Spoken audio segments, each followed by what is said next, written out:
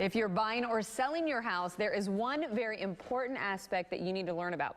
In this week's Realty Rant, Vince Arcuri and Victoria McGuire from Cooperative Real Estate discuss appraisals. Can be a very scary topic, but I do need to first point out, Vince, Victoria and I had a lot of fun last week when you were out of town. So welcome back, perhaps? I can't help it. Cooperative Real Estate is growing so fast, I'm going to periodically miss an episode or two. So, Victoria, you did very well, very well. Thank you. Vince is back, and I can't believe the suit that you're wearing, though, Vince. Really? Listen, this is a custom Tom James suit, so what do you mean? Like it's Tom James? I think we're like Rick James. Okay, well, stop it, and let's go to our, don't we have a segment going on? I was going to say, I saw he's stepping it up. I think it's because we did so well last time. This is Realty Rant, not Victoria Rant, so let's move on to the segment. Yes. Another segment. This segment, though, is about appraisals, which really can send shivers down a spine. It is a scary thing for sellers these days. Yes, and we're having a lot of problems with appraisals coming in low throughout the Tampa Bay area. That's why we wanted to talk about this with you today. Absolutely. I mean, what can people do? I mean,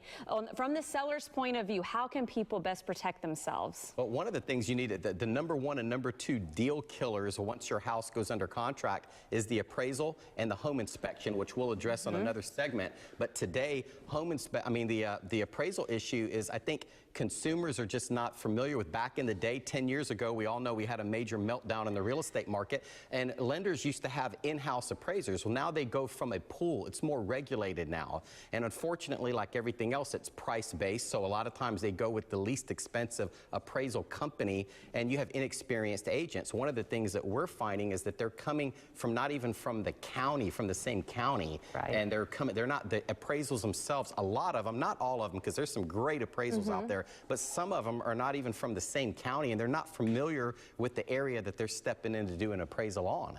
So I say, what can a person do if they're? Let's take the seller first. What is the best bet? What can people do going into the situation to help themselves? Well, first of all, when you're getting your appraisal done, it's usually at least a few weeks into the process. So a lot of times at that point, the sellers are already packing up. The house is a mess. That's really not supposed to impact an appraisal, but it does. It kind of gives that perception to the appraisers, you know, that this house isn't what they think it is. So it's best to try to keep your house still in that tip-top show-ready shape until after the appraisal is completed. I think that's very important. And what about buyers, Vince? What can buyers do to protect themselves? Well, I think the number one thing that a buyer can do is to make, because the lender, remember, the lender is not technically supposed to talk to the appraisal, they're not really allowed to get involved with that, but the homeowner certainly can.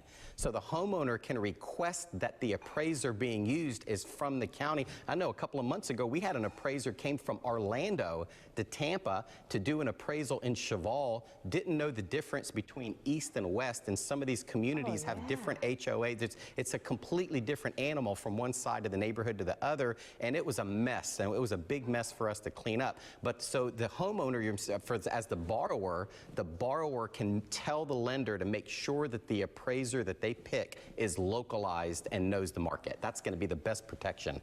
Because it's a win-win for both sides. It's not just, I mean, on that scenario can actually affect both negatively. Absolutely. Well, you know, it's a slippery slope, because as the appraisers are only giving a value of what has sold. They're not giving any future projections. And when you're in a market that's even, 10 years ago, we were in a beginning of a rapidly decreasing market. Now we're in a pretty rapidly increasing market. So it's, they're not there to gauge what the future is. So they really need to be relevant, because a house that closed maybe a week ago is something will drastically change an appraisal. So they need to really be on top, be familiar with the local market and be familiar with the trends. And most importantly, you can check for those last second sales that could really alter an appraisal. Wow, especially in the seller's market that we're in most areas right now in Tampa Bay.